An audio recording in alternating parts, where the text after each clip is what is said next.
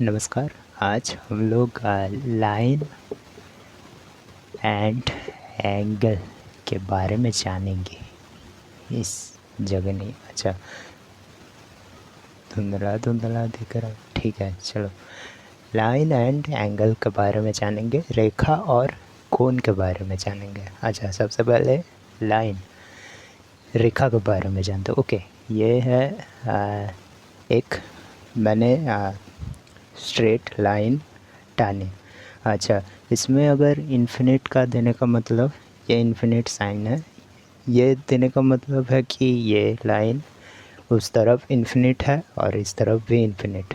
अगर ये नहीं रहेगा तो इसका मतलब इतना ही तक ये लाइन है, इधर भी नहीं रहेगा मतलब इतना ही तक लाइन है। अगर इन्फिनिट दे दिया जाए तो ये उस तरफ चला जाएगा। एक सेकंड, थोड़ा डार्क।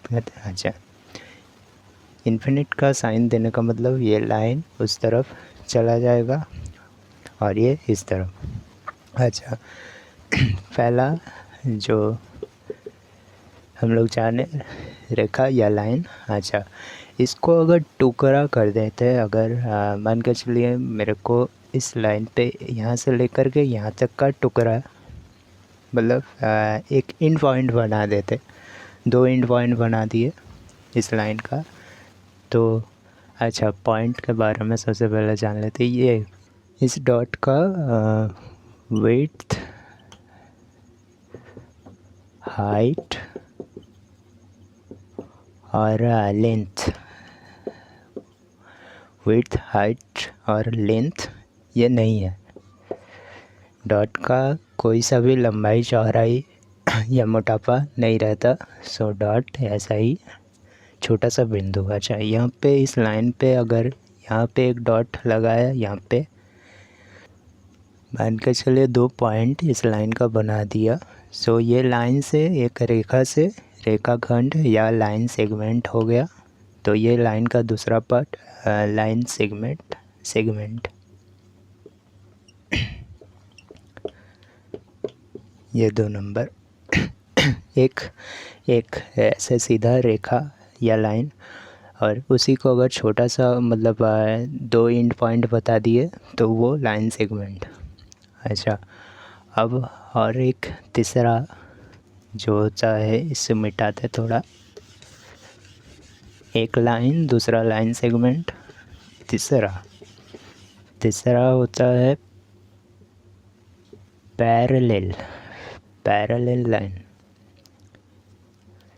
जो मान के चलिए इसका, ये दोनों ही लाइन का डिस्टेंस जो है यहाँ पे लंबवत इसे कहेंगे, जो रहेगा वो सेम एकदम बराबर का रहेगा। तो ये पैरेलल लाइन। ये तीसरा, ये लाइन का तीसरा पैरेलल टाइप। पहला लाइन, दूसरा उसको अगर टुकड़ा में कर दिया तो लाइन सेगमेंट, तीसरा पैरेलल लाइन जो कि बराबर रहेगा और उसका डिस्टेंस जो रहेगा एकदम सेम, जैसे रेल का पटरी एग्जांपल। अच्छा,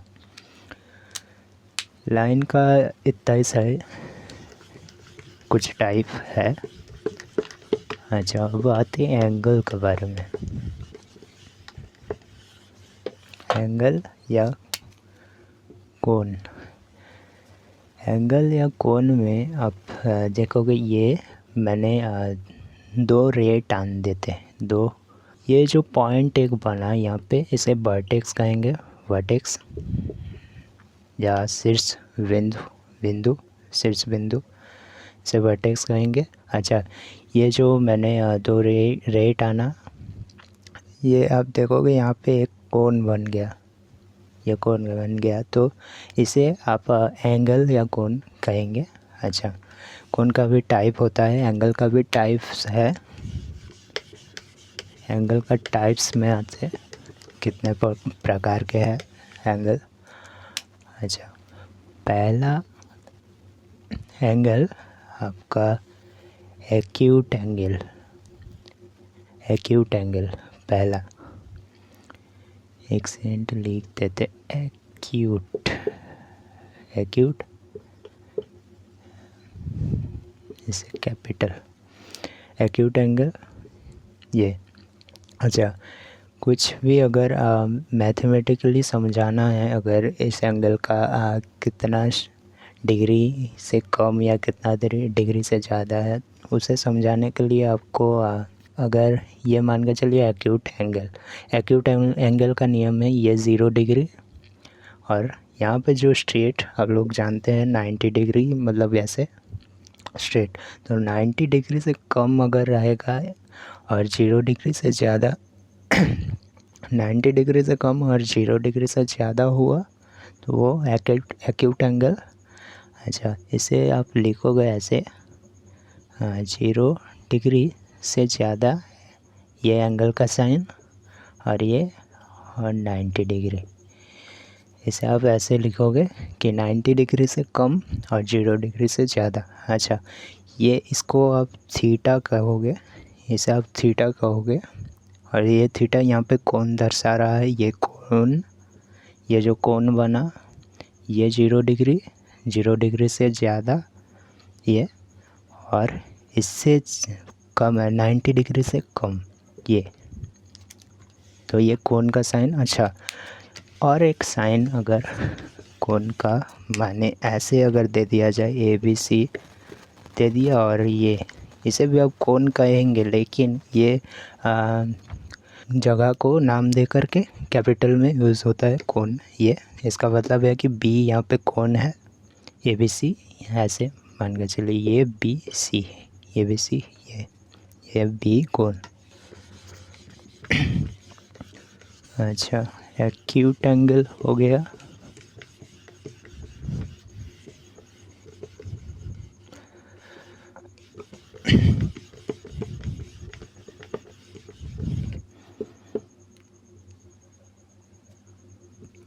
ये दूसरा एंगल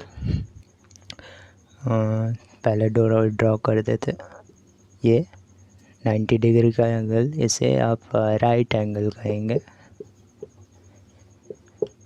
राइट एंगल, ये राइट एंगल, ये आपका पूरा का पूरा 90 डिग्री ही रहेगा। तीसरा एंगल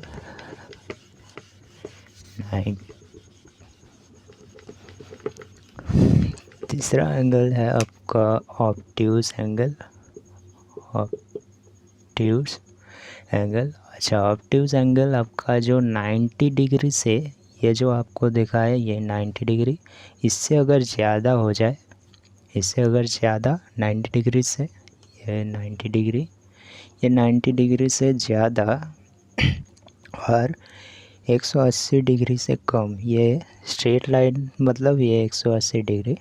अच्छा, 180 डिग्री से कम और 90 डिग्री से अगर ज़्यादा का कोई कोण बने तो उसे ऑब्ट्यूज एंगल कहेंगे। 180 डिग्री, 180 डिग्री से कम कोण और 90 डिग्री से ऐसे, 90 डिग्री से ज़्यादा, 180 डिग्री से कम, ऑब्ट्यूज एंगल। ये तीसरा एंगल, पहला एक्यूट एंगल, दूसरा राइट और तीसरा ऑब्ट्यूज।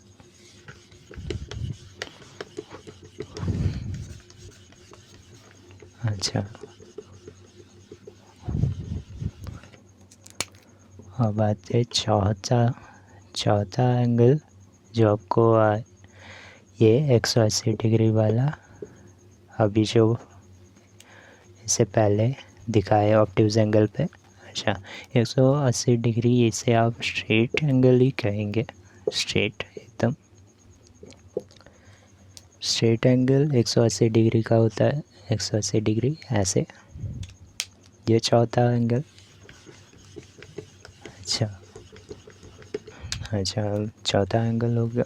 पाँचवा एंगल आपका रिफ्लेक्स एंगल, रिफ्लेक्स एंगल आपका जो 180 डिग्री है, 180 डिग्री से ज़्यादा अगर हो गया और 360 डिग्री से कम, इधर 360,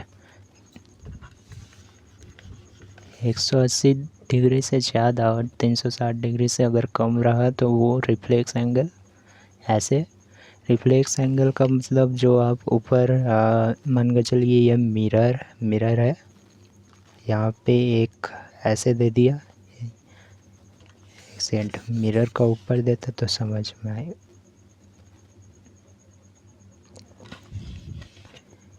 ये मिरर का ऊपर ये ऑब्ट्यूज एंगल, इसी को अगर मिरर में रिफ्लेक्ट हो जाएगा तो ये ऐसे बन जाएगा रिफ्लेक्स एंगल।